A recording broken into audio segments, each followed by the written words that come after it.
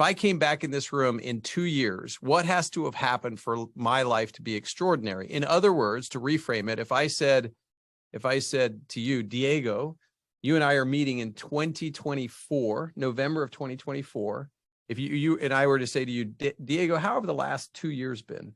And you said, David, the last 2 years have been amazing because what has to have happened in the next 24 months for you to say my life was amazing? And that's how the question was framed. And then he had 24 lines for you to write down the lines. So I started writing down goals. You know, I had a few in the top of my head that I'd been thinking of anyway. So I started writing those down. I got to about 10 and then I was stuck. And Gary Keller, who's this very intense billionaire now, but back then just a guy trying to make a business succeed, kept standing over me. So I couldn't duck. I couldn't hide. So I came up with 10 more that I thought might help my life, you know, half of them in that room. And I only came up with 20. I remember I didn't really fill out the sheet, but I got most of it done. So then I went back to my office, threw all that training material into a drawer, just like I did with all training material, marked training, that just kind of got fuller and fuller because Gary was a big teacher. And, you know, I was already taking a lot of classes at that point. And then I forgot about it. So a year goes by and I've been selling and doing pretty good, but, you know, just getting going in real estate. And that drawer is now full and I can't close the drawer. So I have to take out that massive pile and start going through all my stuff and figuring out what to throw away. And I remember I came across that goal setting sheet and I still can remember, like, I read it and I noticed that this piece of paper that I'd filled out about a year ago, I'd accomplished 50% of the items on that paper, not just the ones that I already had in my mind, but some of the ones that I created only because that guy was standing around holding me accountable. And yet I'd accomplished 50% of those goals without even looking at that piece of paper. And I remember thinking to myself, what if I set goals as a way of life? And I looked at them on a regular basis.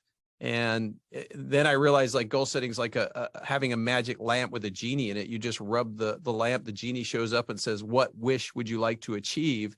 And if you make yourself as dedicated as I have to achieving your goals, it is like a wish come true. Like, everything you choose can come true, with the beginning being you choosing what you want to do and setting goals. And so it's been a magical journey for me.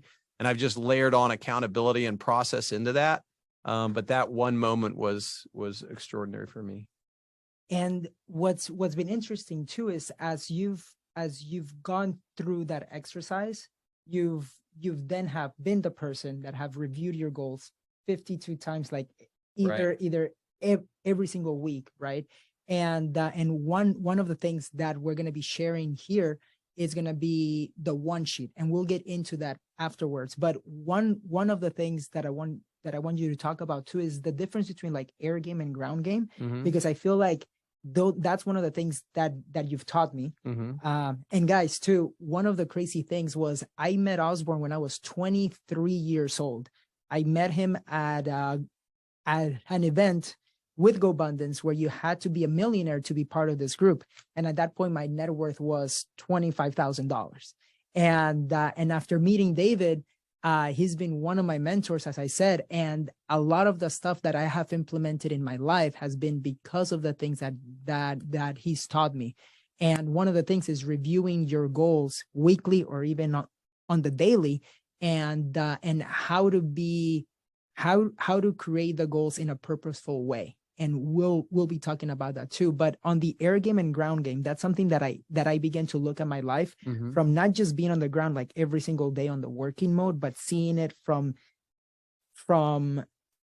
like if I was in a plane, right? On the air game. Can you share a little bit on that? Absolutely. So, you know, the way we all live is called ground game. So you wake up every day, you live your life. When you're a baby, the ground game is literally the ground. You're crawling around on the ground trying to figure out how to walk.